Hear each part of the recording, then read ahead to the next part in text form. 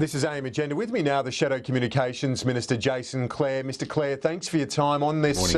These focus groups in Fairfax. It reinforces the general view that Budget 2015 has gone down well in the electorate. Well, it doesn't surprise me. Last year's budget was as popular as typhoid, so anything compared to that looks good. But don't underestimate the people of Australia, Kieran. They won't quickly forget last year's budget or all of the bad things in it, like the GP tax or the cuts to pensions. And I think people are smart enough to know that if Tony Abbott wins the next election, then all of that, his real agenda, will be back. And if he wins control of the Senate, then he'll try and introduce that and push all of that through again. He said this morning in his speech to the Queensland Chamber that this is a better budget, that this is the sort of budget that coalition governments want to deliver, and describe the small business approach as a private sector stimulus. He seems much more comfortable this year than last. Why do you assert that that would be his fallback when clearly, as I say, he seems a lot more pleased with this year's effort? Well, he's operating off a low base. I think that's the reason. Last year's budget was the worst budget in decades. It wasn't just the Labor Party who thought it was a bad budget. The whole country thought it was a terrible budget, and that's why he had to backflip on so many things. But ultimately, his problem here is trust. With people like John Howard, whether you love them or loathe them, you knew where they stood. With the Prime Minister now in Tony Abbott, you just don't know where he stands from one day to the next. Last year, the big problem was debt and deficit. Now, apparently, that's not a problem. A couple of years ago, he was promising no cuts to education and health. Now he's cutting them. A couple of years ago, paid parental leave was going to happen under his dead body. Then he changed his mind and said he was going to introduce a rolled gold Rolls-Royce scheme. Now he's not doing that at all. So for people watching this Prime Minister, trust is the big issue on their mind.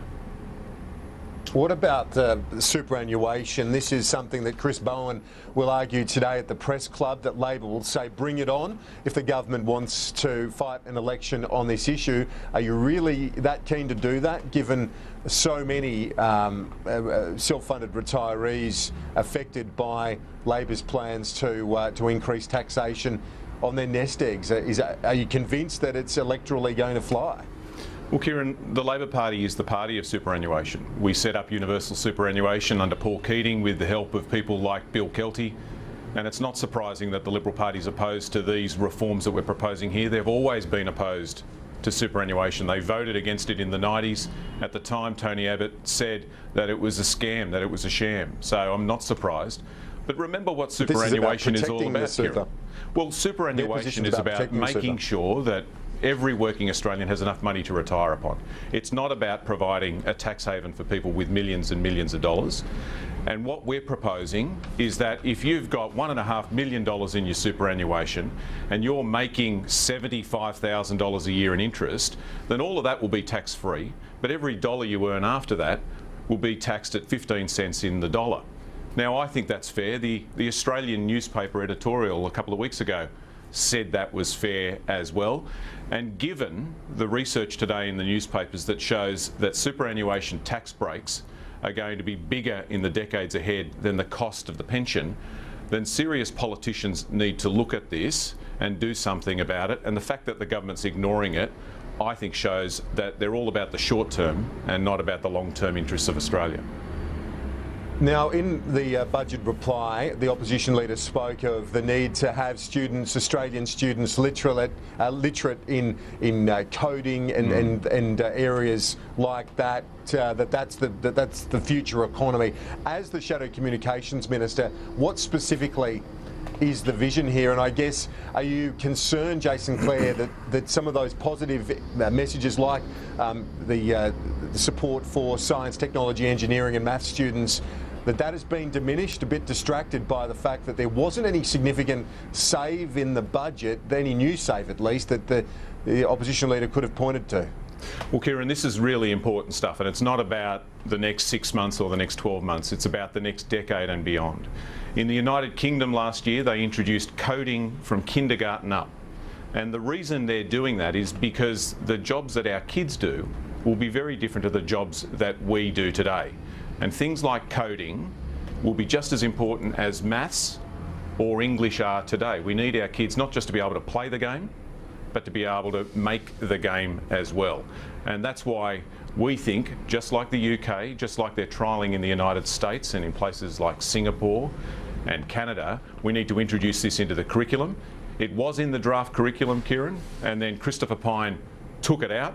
People like Malcolm Turnbull and Joe Hockey have said it needs to be in the curriculum, but they've done nothing about it. If Bill Shorten is elected Prime Minister, then it will be, and it's part of making sure that our children have the skills that they need for the jobs of the future. And if we don't do this, then it means simply that we'll have to import more workers with these skills because we won't have them here in Australia.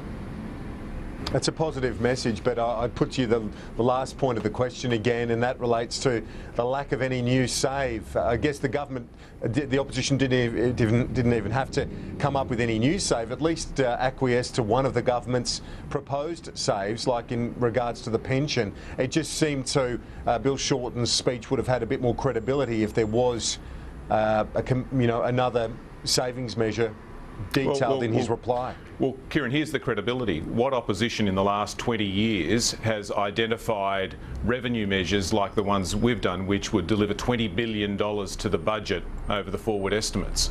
I'd argue none. 18 months into this term, we've identified reforms to multinational taxation as well as superannuation, and we've said this, that if you're going to tackle the structural deficit in the budget, then you need revenue measures and you need savings measures, and we'll identify those before the next election and not do what Tony Abbott did and announce his real policies after the election at a budget where he suddenly told everybody, hey guys, we need to tax people that are sick to go to the doctor and we need to cut the pension. We won't do that. We've got less than a minute left. I do want to get your reaction to this. These images, the latest controversy relating to the live cattle trade. It seems all the measures put in place by the former government have not worked, at least in this regard. Yeah, the images look shocking. I understand from what Mr Tudge just said that this is subject to an investigation at the moment.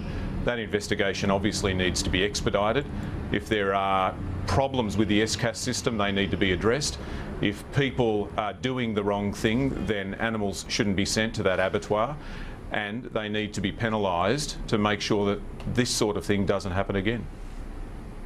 Jason Clare, thanks for your time. Thanks, Kieran.